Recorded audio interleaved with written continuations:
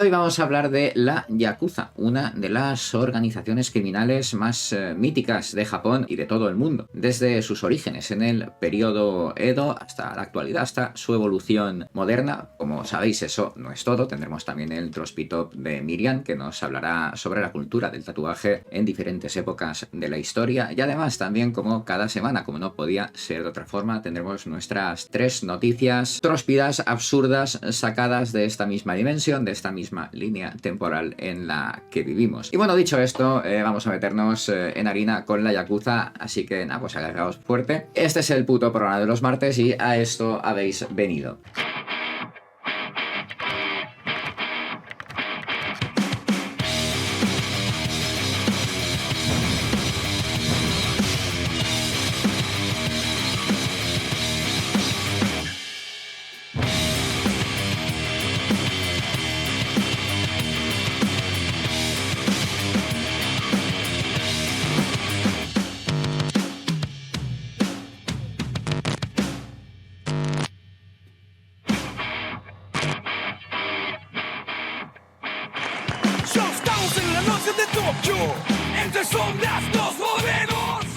Muy buenas noches, gente guapa, gente bonita, gente preciosa. Bienvenidos a otra edición más de este puto martes. Vamos a hacer la segunda parte del próximo martes para hablar solo de los tatuajes de los Yakuza y su significado. La Yakuza, conocida por ser una de las organizaciones criminales más complejas, más emblemáticas, surgida en Japón, fue evolucionando con el paso de los siglos hasta convertirse en una especie de símbolo algo oscuro, algo turbio, inevitable, ahora iremos viendo por qué, de la historia y la cultura del país nipón. Y a lo largo de los años, la Yakuza pues, ha protagonizado tanto en la vida real como en la ficción historias de guerra, de violencia, de lealtad, de traiciones, de luchas por el poder, pero lo que la diferencia, la Yakuza, de otras mafias internacionales es la peculiar relación que tiene con la sociedad japonesa, de la que intentaremos aclarar un poquito también, y también las raíces históricas, teniendo siempre un pie entre lo legal y lo ilegal, lo romántico y lo realista, lo brutal. Y para hablar de los inicios nos vamos a tener que ir al periodo Edo, de 1603 a 1868. Y es que la Yakuza se ha movido desde entonces entre las sombras. Desde esos tiempos ha sido una continua exposición consolidando la imagen de la organización, bueno, de la organización Yakuza tipo, digamos, en el imaginario colectivo japonés. Como todas las mafias, pero aquí esto es mucho más patente, hay una estructura jerárquica de la que luego hablaremos. Esto recuerda en parte al orden samurái, a esos códigos de honor, lo que le ha permitido a lo largo del tiempo mantener una apariencia de organización con principios, pongámoslo entre comillas, pese pues, a sus obvias y notorias actividades delictivas. Se podría decir que esto ha interesado a sociólogos, a escritores, bueno, a cineastas, a diferencia de otras organizaciones criminales famosas como podrían ser la Cosa Nostra siciliana o los cárteles internacionales de la droga latinoamericanos. La Yakuza no solo hace gala de la capacidad de intimidar y de controlar, también tiene sus propios rituales, sus propias tradiciones, que además están muy arraigados en sus principios, en su historia y a la vez en la historia japonesa. Este tipo de organización también es conocida como Ninkyo Dantai, ahí lo tengo que leer, que se traduce como organización honorable. Es una descripción que busca pues, reafirmar esa autoimagen de protectora de los débiles y de los desvalidos, defensora de ese código de justicia tan particular. Sin embargo, a medida que Japón se ha ido modernizando, se ha ido globalizando, la Yakuza se encuentra con otro nuevo reto a superar, y es el mantenerse relevante en una sociedad donde las reglas del juego cambian radicalmente. Y en esas, a principios del siglo XXI, ya las nuevas leyes, las actitudes sociales de la gente cara a la Yakuza, siendo más estrictas, los vuelven a empujar a la clandestinidad, erosionan la influencia, diezman su número de miembros, pero para entender plenamente de qué vamos a hablar, que es la Yakuza, hay que hundirse un poquito en las raíces, en el desarrollo y el papel de la organización o de este tipo de organizaciones a lo largo de los siglos de existencia que tienen. Y nos vamos al principio del principio. Los primeros registros de lo que más tarde sería la Yakuza datan de los mercados ambulantes y los juegos de azar, y diréis que, pues sí, eran actividades que en el siglo XVII empezaron a atraer a ciertos grupos de individuos más marginados, más apartados de la sociedad, los los parias, podríamos decir así. Entre ellos estaban los tequilla, que eran vendedores ambulantes que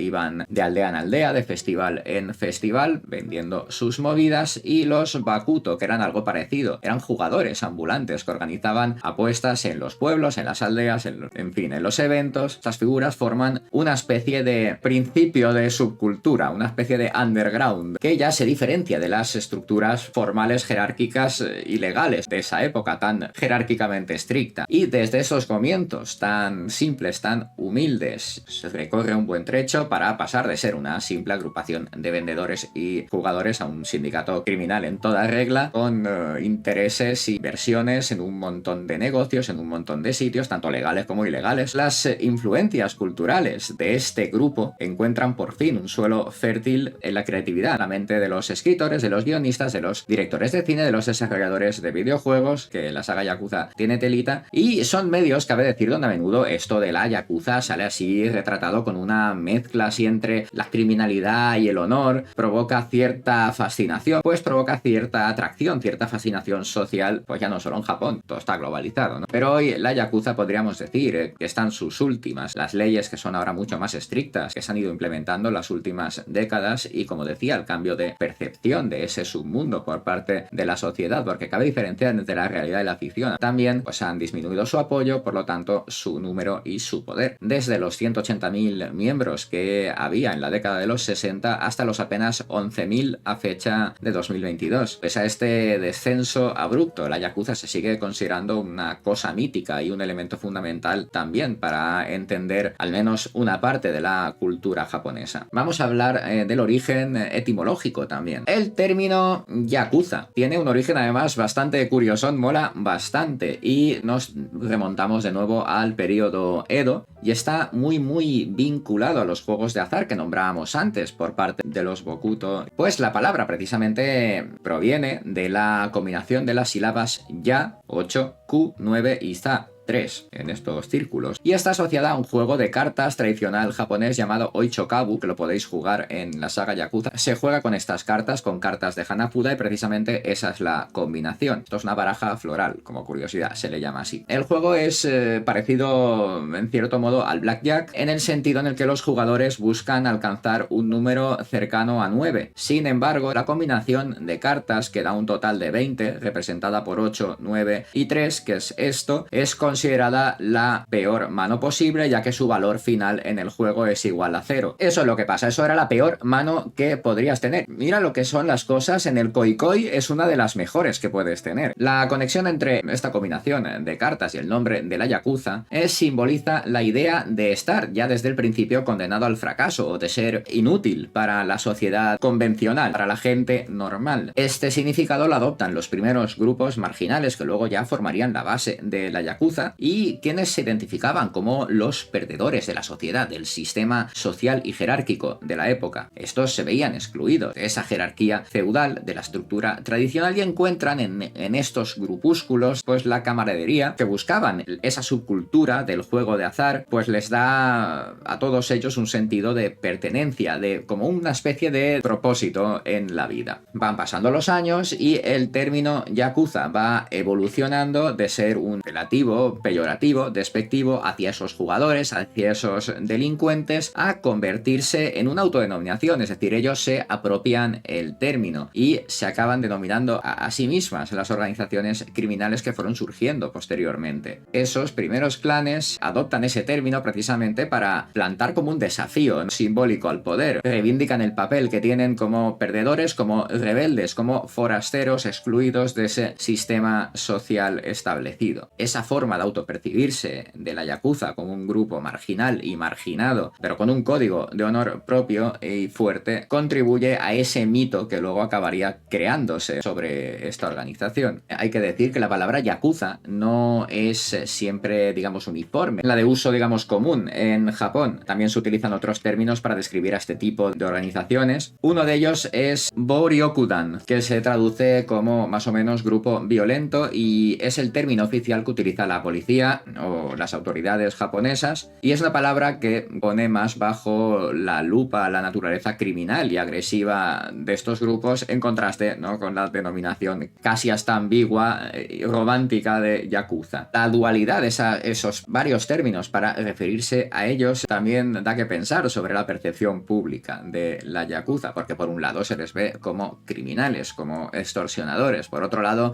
se les ve como figuras que trabajan, que operan bajo un sistema de lealtad extremo, un sistema de justicia que es extremadamente retorcido, que tiene sus propias normas, su ética. Y esto precisamente se puede ver en la ficción, donde los personajes pertenecientes a una organización yakuza o se les presenta como antihéroes trágicos o como villanos. Y en la actualidad la palabra yakuza en un mundo tan globalizado pues ya te evoca la imagen del poder. Lo asocias con organizaciones muy jerárquicas, con rituales muy propios, con los tatuajes estos que les cubren medio cuerpo, con los códigos estos de lealtad. Cuando te dicen yakuza en tu cabeza pues ves ese mito, ¿no? Mientras que en las calles de Japón tal vez se les puede temer, se les puede rechazar. Ese misticismo que crean a su alrededor es mucha mitología lo que tiene también. El periodo Edo era una era caracterizada más o menos por la paz, por la estabilidad que trajo el shogunato de Tokugawa. Durante ese tiempo, la clase samurái, una clase tradicionalmente guerrera, sufre un cambio drástico y queda en desuso como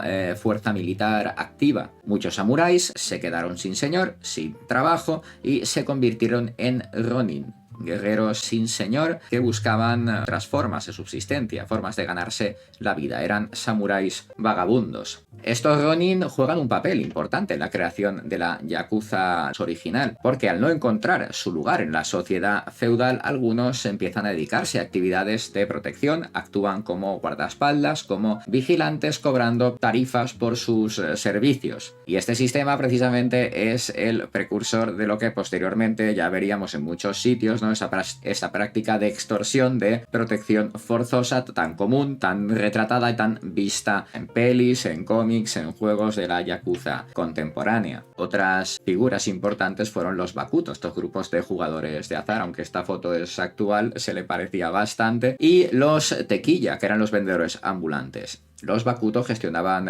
juegos de azar, adoptaban ciertos códigos de comportamiento que más tarde también influirían en estos códigos que usaría la yakuza, mientras que los vendedores, los tequilla, operaban en mercados ambulantes y se encargaban de protegerse entre ellos, mutuamente, tanto de las autoridades como de las injerencias o los ataques de otras bandas organizadas que pudiera haber. Parte del ronin son estas dos figuras las raíces de tanto un poco de la estructura como de la propia identidad de la yakuza. La transformación de esos grupos que hemos mencionado en organizaciones ya más jerárquicas, más estructuradas, ya ocurre a lo largo de los siglos posteriores al periodo Edo. Durante ese tiempo los tequilla comienzan a consolidarse, a establecer grupos con ya jerarquías internas que ya incluyen líderes que coordinan las actividades y se aseguran de la lealtad de los miembros. El sistema de protección, de control de territorios se expande todavía más y la yakuza, todavía emergente, empieza a organizar eventos, a garantizar la seguridad y a cobrar las mencionadas tarifas por protección. Acaba montando una red de influencia que llega a tener incluso cierta aceptación social en algunos ámbitos. Llegamos al siglo XIX y aquí hay una evolución ya un poquito más importante, porque a medida que Japón va pasando de un feudalismo estricto hasta una modernización también en grandísima parte influida por Occidente, la yakuza encuentra nuevas formas de expandir su influencia, sus actividades. Se diversifican entonces y abarcan desde el control de apuestas hasta el tráfico de drogas, las extorsiones, y esto ya se va pareciendo a lo que es la yakuza en la actualidad. Llegamos a la restauración Meiji. La transformación en una potencia global de Japón ya les da un nuevo charco para nadar. La era Meiji, de 1868 a 1912, con el desarrollo industrial que trae, la urbanización acelerada. Con esto lo los grupos yakuza adaptan las operaciones y se convierten en jugadores clave, en piezas clave de este nuevo panorama urbano. Los tequilla y los bakuto evolucionan para adaptarse a las necesidades de un entorno que requiere más control. Control además de la mano de obra, de los recursos, requiere también de conexiones con la élite política. Llegamos al siglo XX, la yakuza se consolida todavía más y ya pasa de ser vista como un grupo de vendedores, de jugadores, de delincuentes marginales, pues ya se le ve como una especie de red sofisticada, jerárquica, como una familia o una empresa. La Segunda Guerra Mundial, la ocupación estadounidense, ahí ya llegamos a un punto decisivo en este proceso, en el periodo de posguerra. Japón experimenta una época de caos, de miseria, de pobreza extrema, y esto, por supuesto, es un caldo de cultivo perfecto, muy conveniente para el crecimiento de estos grupos yakuza que ofrecen protección y ayuda a los desposeídos. Y es precisamente ahí cuando la yakuza empieza a involucrarse más activamente en esas actividades de control político, de control social, infiltrándose en las instituciones y ahí ya sí del todo formando conexiones con figuras del poder político. Llegamos a 1960, 1970. La yakuza se hace más visible en la escena ya internacional, expande sus operaciones al tráfico de drogas, al tráfico de armas, y ya participa en operaciones grandes de blanqueo de capital. Y bueno, pasamos de los 60, 70 allá y se produce pues un auge todavía más evidente en esa sofisticación de sus actividades. Mejoran su logística, desde la gestión de bienes raíces hasta financiar empresas, hasta controlar sindicatos laborales, ya tienen los tentáculos metidos pues en muchos sitios. Y este crecimiento, por supuesto, no va a venir exento de violencia, por supuesto que no. Se producen enfrentamientos internos, cada vez más intensa represión por parte del gobierno japonés. Esto termina culminando en la implementación de leyes más estrictas y en un intento de desmantelar o por lo menos controlar a estas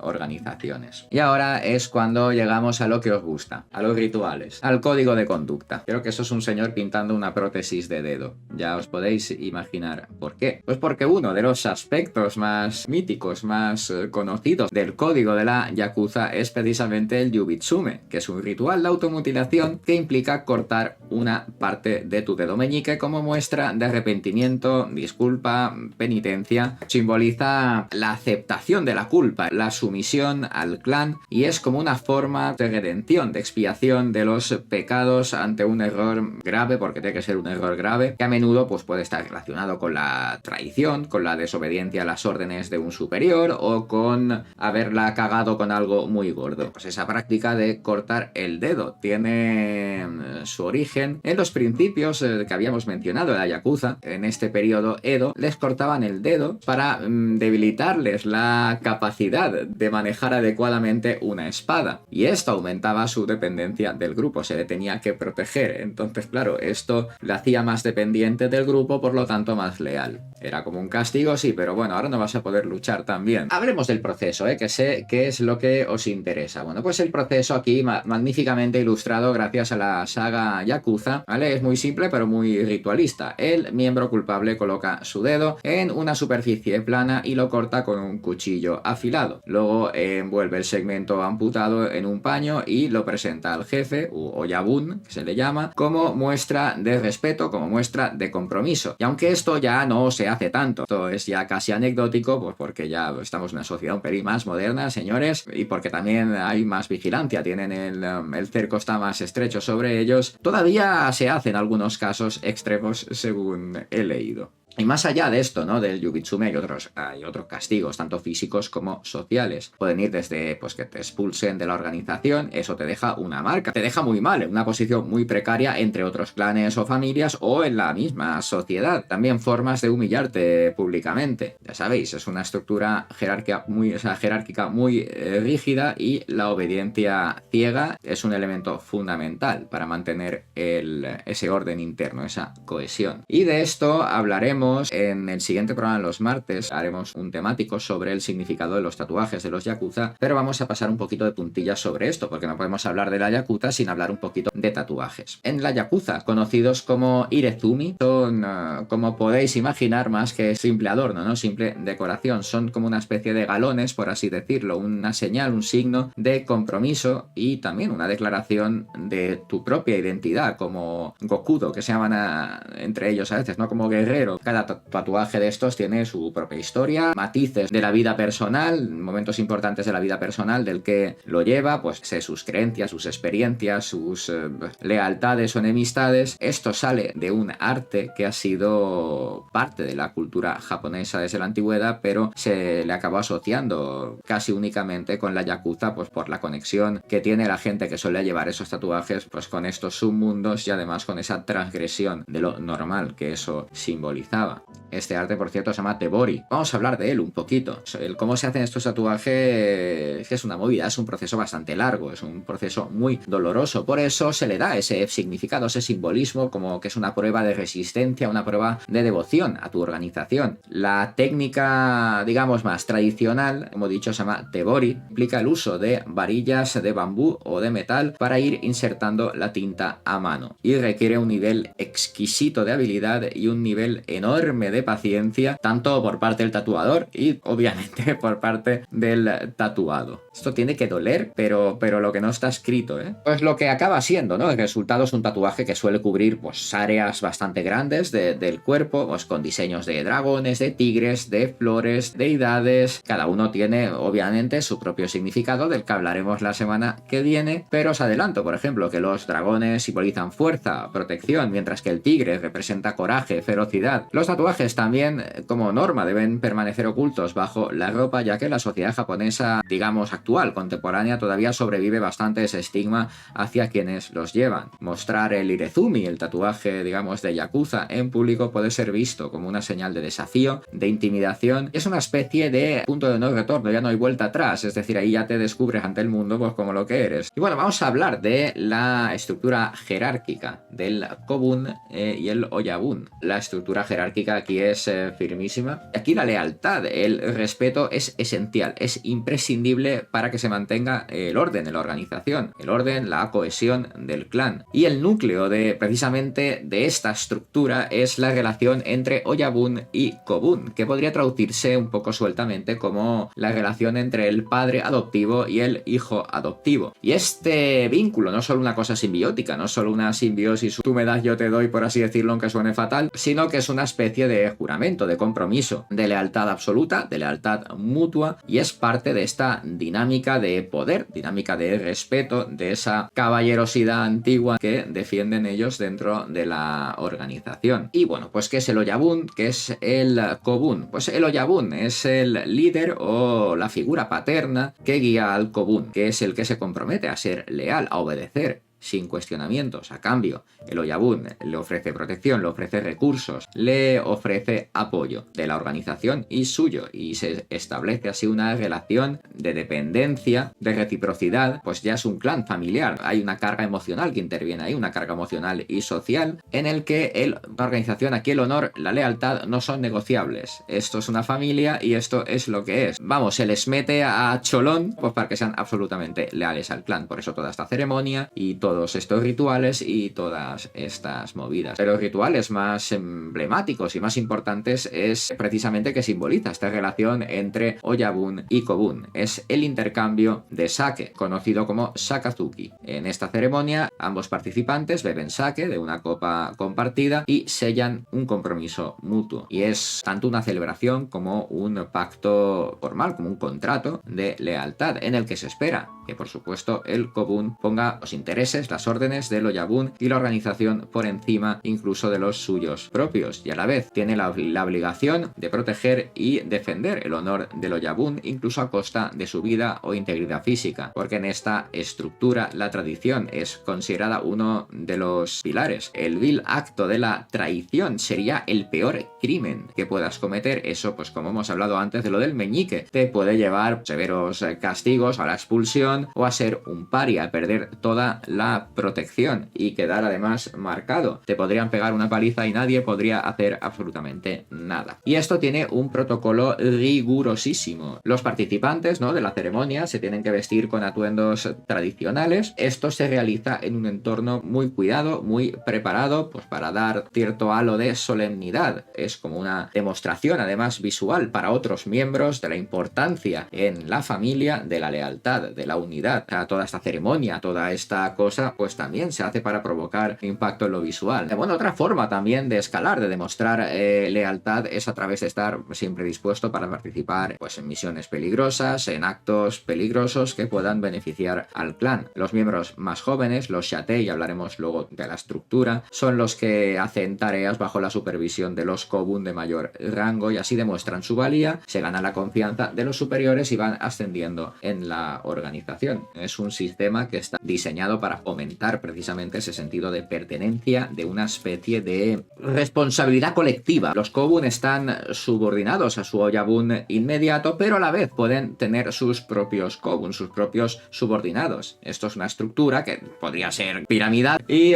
permite que el liderazgo, que la toma de decisiones fluya desde arriba hacia abajo todo el rato, y eso se asegura que la autoridad se mantenga concentrada siempre en el mismo punto, es decir, arriba del todo. Pues como decíamos, el Oyabun no solo es un líder, es como una especie de padre, de maestro, de mentor que enseña a sus hijos, a sus subordinados, las tradiciones, las reglas de la organización, y a cambio los hijos, los Kobun, le juran lealtad absoluta y ciega, y se espera que se pongan a la voluntad completa del Oyabun por encima de cualquier otra cosa, incluyendo, como decíamos antes, pues la ley, su propia vida o su integridad física. Una de las razones por la que la estructura de la Yakuza sigue siendo tan firme. Es un sistema que funciona, y esto también te garantiza otra cosa, que pese a que haya rivalidades o discusiones o tensiones internas, al final prima o debería primar el sentido de la identidad, del compromiso con el grupo completo, siendo pues efectivamente como una especie de familia, de empresa. Tiene sus roles, sus responsabilidades claramente delimitados, claramente delineados, y esto asegura que todo funcione y que todo esté en su sitio. Cada uno tiene un papel específico y esto es lo que hace que la organización vaya bien. Y vamos a hablar de algunos de estos roles. Bueno, la primera figura sería la del Kumicho, que es el líder supremo de un clan Yakuza. El Kumicho sería el Oyabun para los miembros de ese clan, y él tiene la última palabra absoluta en las decisiones importantes, es el responsable completo de la dirección de la organización. Esto conlleva pues una responsabilidad enorme y además un riesgo enorme, ya que te implica ser el blanco visible de la policía, de los políticos o de otros clanes rivales. Luego está la figura del Wakagashira, que sería como el segundo al mando del Kumicho, ¿no? El segundo al mando del jefe, su mano derecha. Actúa como asistente del líder y toma decisiones diariamente supervisando las operaciones del clan. Es una figura que es fundamental para que se mantenga la moral y la lealtad de los miembros. Es el que gestiona la mayoría de conflictos internos que pudieran surgir entre miembros particulares o familias del mismo clan. Luego está el Shatei Gashira. Es el líder, digamos, de las distintas divisiones dentro de cada clan. Cada Shatei Gashira tiene a su disposición, tiene a su cargo un grupo de Kobun y se encarga de llevar a cabo las órdenes del de arriba, del Wakagashira o del Kumicho, que está más arriba todavía. Luego tendríamos el Kobun, que serían los miembros, digamos, de rango inferior que han jurado lealtad al Oyabun. Son los responsables de hacer pues las cosas diarias del clan, la recaudación de dinero, cualquier tipo de actividad ilegal, digamos, físicamente. Se les otorga cierto grado de respeto en la jerarquía, pero también tienen un alto grado de obligación hacia sus superiores. Y por último tenemos el nivel más bajo de la jerarquía, los Shatei. Son los nuevos reclutas, los aprendices, los novatos, los que buscan demostrar su valía. El papel que tienen, pues aprender y servir a los de arriba con la esperanza pues de ascender en la jerarquía y ser ellos luego los que enseñen. Y vamos a hablar de un par de términos, que se usan en el mundo yakuza. Uno de ellos es el Kyodo, que hace referencia a la unión de los miembros de un clan, o como la piña, al hacer piña, es algo que habla de la importancia de la hermandad, de la lealtad, es una idea de comunidad, que es un pilar fundamental para la identidad de la yakuza o del propio clan en sí. Se ven como una familia o como una empresa. Otra palabra que me ha parecido, aunque no he podido encontrar una imagen que lo ilustre, así que he cogido la portada de una serie que incluye la palabra. Otra palabra importante es giri, que representa la obligación moral que tienen los miembros hacia la organización y hacia sus compañeros. Es como una noción casi de deber sagrado, como de propósito. Es una cosa muy importante en la filosofía de los grupos yakuza. Esto es la palabra que hace referencia a esto. Y bueno, ya para decir lo último de la estructura organizativa. Ya habéis visto los roles, pero la estructura no solo define roles, sino que establece cómo se manejan las relaciones internas dentro del clan. Puede haber conflictos entre miembros de diferentes niveles, y eso de hecho es relativamente común, y a menudo se resuelve eso a través de un proceso que involucra de nuevo cierta ritualidad, pero al final es un proceso de mediación. Vale que la violencia puede ser una forma de resolver disputas, claro está, es lo que flipa ver en los juegos y todo eso, pero generalmente esto se evita a favor de un enfoque más diplomático, más tranquilico, vamos a calmarnos, más diplomático todo. Como clanes yakuza que son en competencia, suelen estar enfrentados entre sí. ¿Eso qué significa? Pues que tener amigos, tener aliados es crucial. Los kumicho pueden formar relaciones, alianzas con otros clanes, pueden ser temporales, para enfrentar algún tipo de amenaza común o para expandir su influencia en algún territorio, pero normalmente las alianzas son frágiles y cambian rápidamente como cambia el viento en función de los intereses de cada clan. Hoy nos llevamos mal, mañana nos llevamos bien. Y al final, toda esta estructura, toda esta organización ha ido evolucionando para adaptarse a un mundo que también va evolucionando, que también va cambiando. Y si bien esa estructura jerárquica tradicional se ha mantenido, los modus operandi, los tipos de actividades, han ido cambiando con el tiempo. De hecho, en la actualidad, muchos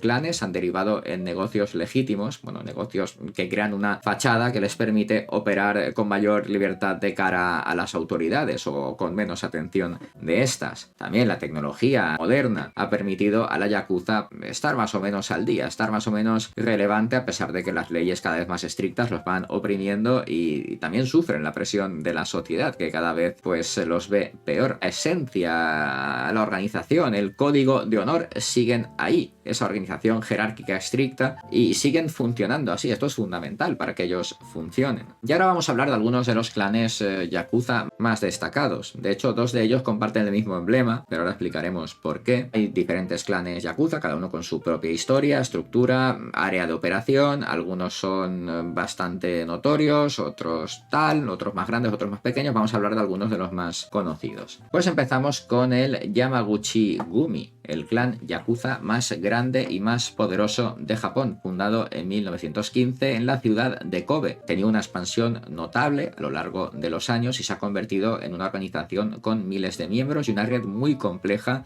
que se extiende a lo largo y ancho del país y más allá. Fue fundado por Harukichi Yamaguchi, que estableció un pequeño grupo de protección, y con el tiempo este grupo fue creciendo al absorber a otros grupos más pequeños y se fue consolidando a través de una serie de alianzas estratégicas. Han sabido, adaptarse, evolucionar con el tiempo, por eso todavía están ahí, por eso todavía son poderosos, y a lo largo del tiempo, a lo largo de las décadas, han estado involucrados en una barbaridad de actividades criminales e ilegales, incluyendo el tráfico de drogas, la extorsión, control de apuestas, prostitución, creo que también. Como curiosidad, tras el terremoto de Kobe en 1995, el Yamaguchi-gumi montó una campaña de apoyo a las víctimas distribuyendo alimentos y suministros, y ayudaron también a las víctimas del terremoto y tsunami de Japón de 2011, abriendo sus oficinas al público y enviando suministros a las áreas afectadas. Hoy en día el Yamaguchi-gumi está metido ya no solo en actividades criminales, sino también en negocios legítimos, y esto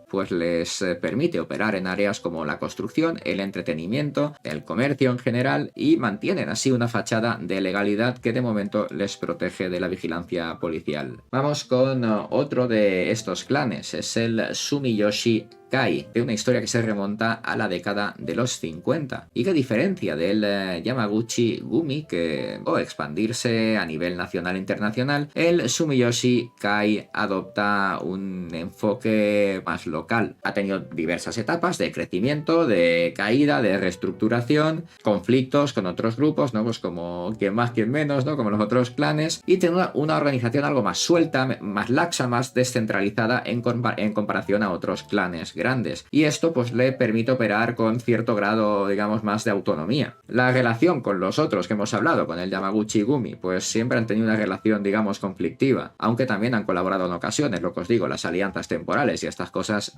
que se hacen. Digamos que son dos partes grandes de la balanza, ¿no? Del equilibrio de poder en el submundo criminal japonés. Vamos a hablar también del Inagawa Kai, que es otro clan importante, conocido por su base en Tokio. Fundado en el 49, que ha ido creciendo hasta convertirse en uno de los clanes más grandes de la región de Kanto. Fue fundado por Kakuji Inagawa, que unió, pues como el otro que hemos visto, varios grupos menores, principalmente de Bakuto y Tequilla, para crear una organización más fuerte, más grande y más potente. O sea, como todos, ha estado involucrado en actividades ilegales, extorsión, tráfico de drogas, etc, etc. Últimamente han estado haciendo esfuerzos para, digamos, legitimizar sus operaciones debido principalmente a presiones externas. Han invertido en negocios legales y están, digamos, trabajando en establecer puentes con empresas y empresarios legítimos, y esto pues les permite todavía mantenerse un poco en la ola, mantenerse un poco relevantes. Ya hablábamos antes del Yamaguchi Gumi, pues ahora vamos a hablar, ahí tenéis el mismo emblema, del Kobe Yamaguchi Gumi. Es un clan relativamente nuevo, fue fundado en 2015 y es una escisión del Yamaguchi Gumi original. Esta escisión sale por disputas internas, un conflicto de liderazgo, diferencias sobre la dirección del clan, y los disidentes forman entonces el Kobe Yamaguchi Gumi. Buscan mantener todavía esa identidad y esas tradiciones, pero las que consideran ellos importantes. Pues desde la misma fundación tienen bastantes problemas, bastantes dificultades, tienen encima la presión de las autoridades, la competencia con su clan original, pero ahí están, han logrado mantenerse como una pieza más o menos importante en el submundo yakuza. Por último, vamos a hablar del Kudokai. Es un clan pequeño, pero aún así notable, conocido principalmente por su enfoque violento y su involucramiento en actividades criminales más violentas, más crudas. Se origina antes de la Segunda Guerra Mundial como una agrupación de bakutos llamada Kudogumi, y ha tenido históricamente relaciones tensas con otros clanes y, por supuesto, igual que todos, ha estado involucrado en todas estas mandangas criminales que hemos ido mencionando, y además son algo propensos al conflicto violento. Se ocupan también del tráfico de drogas, de la extorsión, como toda esta otra gente. Esa naturaleza violenta que tienen los convierte en un objetivo frecuente para las autoridades, para las fuerzas del orden. Son comunes los arrestos. A pesar de ser una organización algo más pequeña, siguen teniendo influencia bastante fuerte. Tienen una influencia jerárquica pues similar a la de los otros clanes. Son más usuarios de la violencia, de la intimidación. Vamos a hablar de algunas de las actividades ilegales que suele llevar a cabo la yakuza así en general. Hemos hablado del tráfico de drogas y es una de las más lucrativas que lleva a cabo esta gente. Tiene redes internacionales y establecen conexiones pues con cárteles en América del Norte, América del Sur, donde sea. Bueno, esto no solo implica el tema de las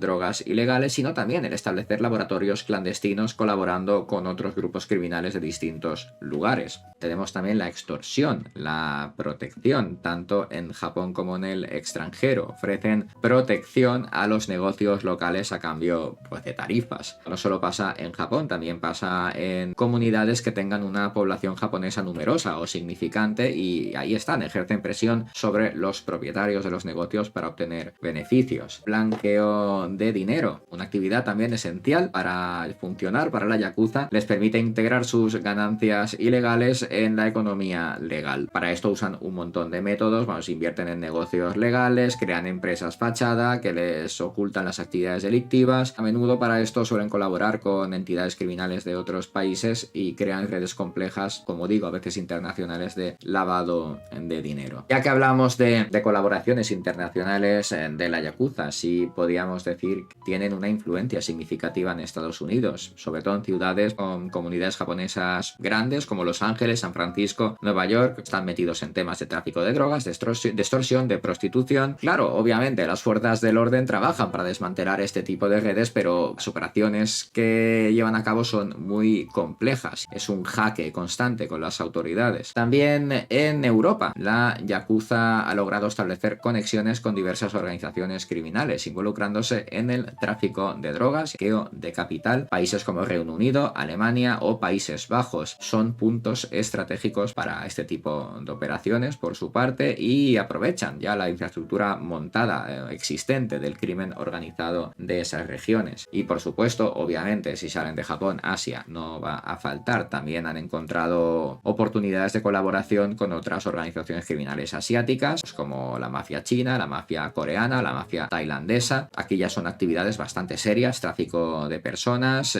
movidas con órganos, ¿vale? Aparte del blanqueo de dinero, las drogas y todo esto, que ya lo llevaban de serie, ¿no? Van colaborando con organizaciones, otros lugares para extender sus tentáculos por ahí. La Yakuza todavía es más grande de lo que muchos piensan, aunque están bastante venidos a menos también. Y vamos a decir por qué, que se debe principalmente a una combinación de factores que podrían ser el envejecimiento de su base principal de miembros, la disminución del interés en la vida criminal por las generaciones más jóvenes, la presión de las fuerzas del orden, que esto nos lleva a hablar de eso, de esas redes restrictivas. Por cierto, esta foto, si no me equivoco, es de un yakuza al que pillaron en Tailandia por ir enseñando sus tatuajes. Lo identificaron. Las autoridades japonesas han implementado nuevas leyes destinadas específicamente a desmantelar organizaciones criminales de este tipo yakuza. La ley de prevención de la yakuza, promulgada en el 92, ha dado a la policía herramientas bastante más efectivas para combatir la actividad característica de la yakuza. Esto ha hecho aumentar mucho los arrestos y ha puesto una presión constante, una diana en la espalda sobre estas organizaciones que se han tenido que adaptar a un entorno más hostil para ellas, donde antes lo tenían demasiado fácil. También tenemos un problema de imagen pública. La percepción que se tenía de la yakuza real ha cambiado. Durante mucho tiempo pues, se les consideraba como protectores de las comunidades locales. La conciencia creciente sobre las actividades criminales que de hecho realizan pues ha ido llevando a una disminución de esta aceptación social de la que sí gozaban antes. Se les representan los medios de comunicación muy glorificados y tal, pero en la realidad lo que sigue siendo la organización es una cosa oscura y cuando se ve de cerca pues da una imagen bastante negativa. Hay un futuro incierto ahí en la yakuza, si bien se ha ido adaptando muy bien a lo largo de los siglos, a lo largo de su historia, la sociedad, la legislación, el panorama criminal ha cambiado mucho. Posible que tal vez pues empiecen a adaptarse, a buscar nuevas estrategias, a diversificar métodos más sofisticados o más, digamos, blandos para evitar la detección, para facilitar al final las actividades ilegales, que es a lo que van. Por otra parte, las fuerzas del orden siguen teniendo herramientas, siguen intensificando los esfuerzos, procedimientos, tácticas más, digamos, agresivas. La colaboración con agencias internacionales es más habitual, siendo crucial eso, precisamente la cooperación entre países para ir quitándoles tentáculos de donde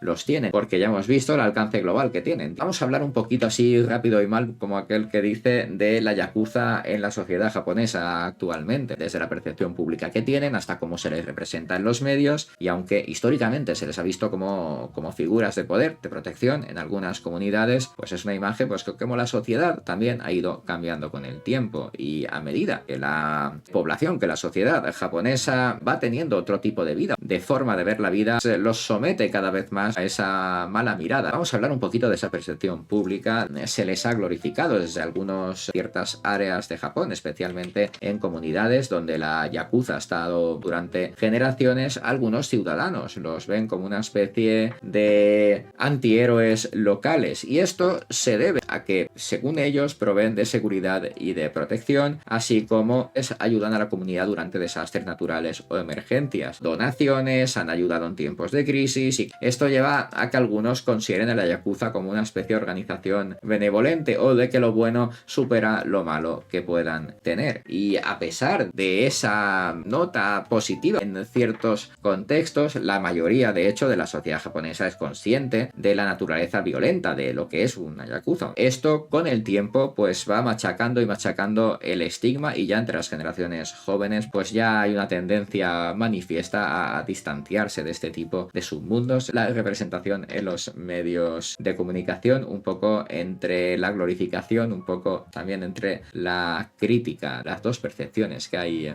en la sociedad. Hablando pues de cine y televisión, películas clásicas como Yakuza de Sidney Pollack y la serie Battles Without Honor and Humanity, que presentan a los miembros de la Yakuza como figuras trágicas enfrentadas a dilemas morales muy tochos, muy fuertes. Son retratados, se puede ver más bien la vida interna de las organizaciones, esos códigos de honor, esos rituales que las gobiernan, que los rigen, pero también puedes ver la brutalidad, las consecuencias, algunas burradas que se hacen. Dentro de los videojuegos y la cultura pop, obviamente, por favor, ¿a quién no le va a gustar? Títulos como Yakuza de Sega, pues nos han llevado a experimentar la vida en la Yakuza, una mezcla de acción, de narrativa, de una manera que humaniza a los personajes, explora sus demonios, sus luchas personales. Son representaciones más matizadas también, más complejas. Eso pues nos deja ver como jugadores que son personajes humanos, son individuos con sus propias historias, más allá del papel que puedan tener como criminales. Las actitudes hacia la Yakuza pues podrían depender de a quien le preguntes. Las generaciones más jóvenes tienden a ser más críticas con respecto a la Yakuza, ven su estilo de vida, sus actividades como algo ya obsoleto y de hecho perjudicial para la sociedad. La globalización, la influencia de la cultura occidental pues ha ido cambiando las expectativas, los valores, la forma de vida de esa generación, y eso por contra los ancianos, las pequeñas comunidades locales, especialmente los que han vivido en áreas donde la Yakuza ha estado siempre, ha tenido una presencia constante, pueden tener una percepción más benévola, más favorable hacia ellos. Su experiencia, digamos, personal, su historia puede influir en la manera en que perciben a la Yakuza, recordando tiempos pues cuando las organizaciones estas pues ayudaban o proporcionaban cierta estabilidad a las comunidades locales. Es algo que ha influido en el arte, en la música, en la moda, en la literatura, en la ficción. Ha creado cierta estética con los tatuajes elaborados, este tipo de trajes, esta vida pretendidamente de lujo. Uno de estos factores estéticos obviamente son estos tatuajes. Esto ha llevado a un resurgimiento de hecho de la cultura del tatuaje en Japón, a pesar de la estigmatización que todavía tienen allí. En tanto, la imagen del Yakuza se ve a veces como un símbolo de resistencia, de rebeldía, y particularmente entre ciertos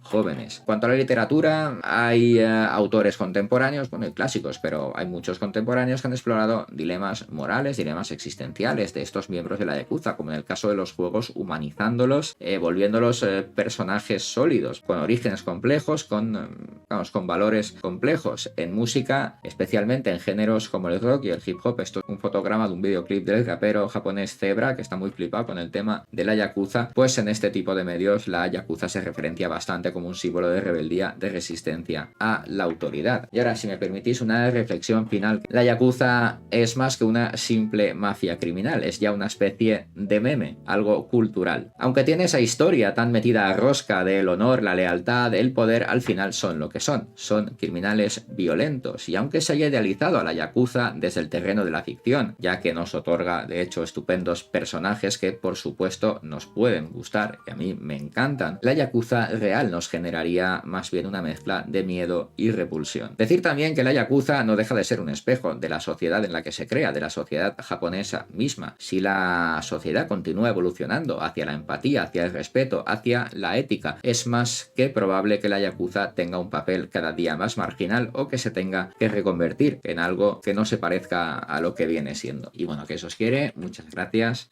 muchísimas gracias de verdad, y chaito, mañana más y mejor.